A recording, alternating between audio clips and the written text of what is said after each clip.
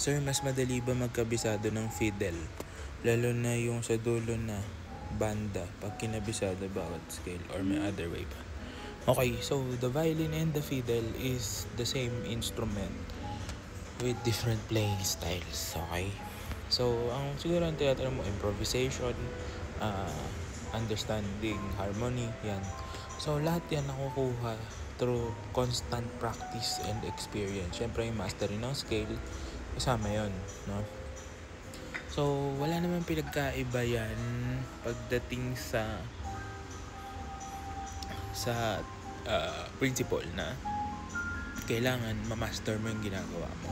No, nagkaiba lang sila sa style. No?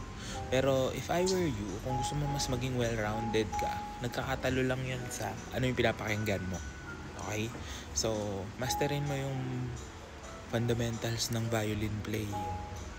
Kasi lahat naman ng skill na yan, magagamit mo kahit classical, kahit pop, kahit fiddle yung tutugtugin mo. No? And then, music theory.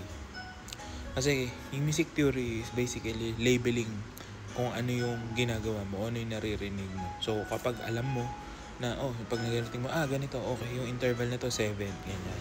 Alam mo na agad kung ano yung kailangan mong gawin. Ano yung daliring gagamitin mo, at paano yung technique na kailangan mong gawin.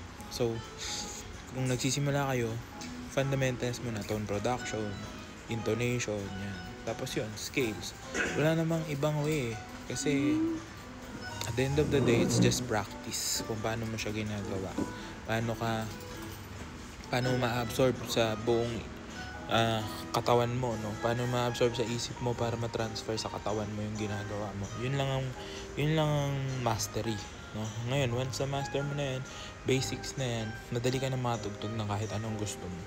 Kasi habang nagpa-practice ka, natitrain lahat. Katawan mo, tenga mo, mata mo, daliri mo, diba?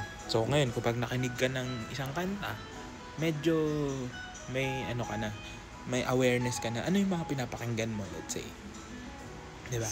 Para may banda, tapos nagva-violin ako eh. So, may narinig kang violin. Mas mabilis mo matetenga yun kasi alam mo yung ginagawa ng violin, ginagawa mo din yun. Parang ganun, diba? So, kung nga saxophone ka naman. Kahit sa instrumento. Lagi ka nakakarinig na nagsasax. Pag may tumutunog na sax, alam mo na sax yung tumutunog. So, mas madali mo na iintindihan. Ganun siya. So, yung shortcut kasi is walang shortcut. Yun, wala talaga. So, fundamentals and listening. Okay?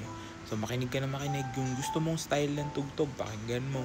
And then, yung gusto mong style ng playing, pakinggan mo rin. Mahanap ka ng mga taong gusto mo or nai-inspire ka. Gusto mo ganun din tunog mo, ganun kaganda, ganun kalinis, no? Para ganun yung tumatak sa isip mo na dapat na ginagawa mo para makamit mo yung goal. So, good luck.